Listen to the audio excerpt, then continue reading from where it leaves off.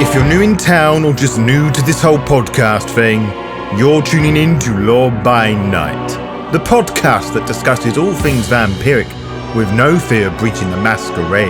In this episode, we continue to unravel the mysteries behind the origins, motives and cultures of the 5 fallen factions in the world of darkness. This episode will focus on the Faustian Faction.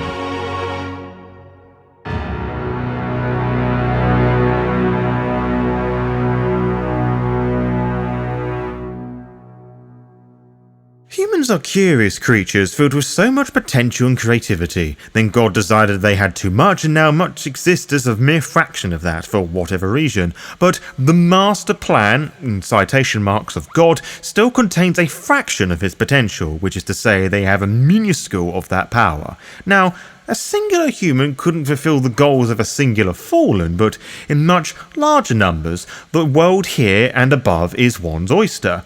This, of course, is among the fallen who believe in the untapped power of the humans, and they are the Faustians. The Faustians are undeniably the most stereotypically demonic of the fallen factions, at least from a mortal perspective. They wish to conquer the world and fight against God. They strongly believe the abilities and talents of humans, and which are the Faustians' tools and methods in their goals to overthrow God. They're strong and proud and definitely believe they are the ones in the right, so very typical demon behaviour, but their goals are not for their own agendas. Well, not entirely.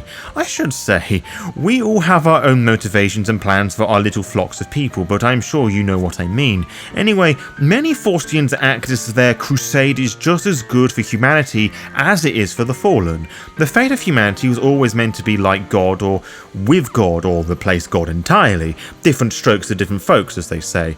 Clearly, this was God's plan all along, so to act against this would be improper. Of course, not all Faustians are as proper or pure about their goals, or just some want to use humans for their own desires, which naturally causes plenty of conflict. This isn't encouraged by their leaders who reflect both sides of these ideologies.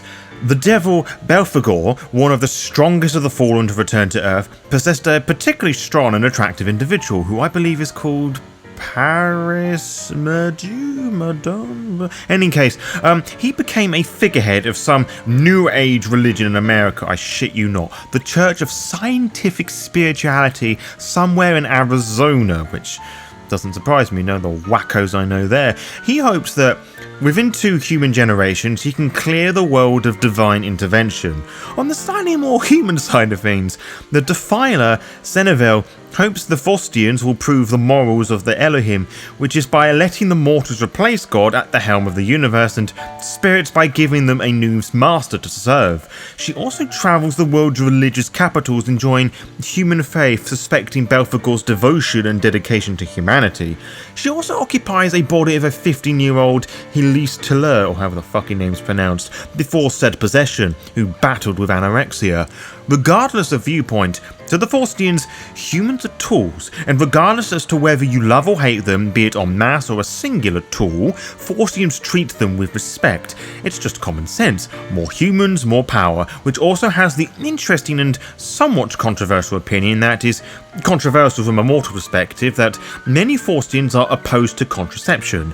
Not for any ill reason, they just want more humans around to do their bidding. It won't surprise you that the Faustians heavily occupy Rome, Jerusalem and America. The first 2 is more humanitarian reasons of finding populations with high concentration of faith, though there are plenty that harness more for malevolent reasons. As for America, the Faustians deem it the most powerful nation and best suited to bend to their will.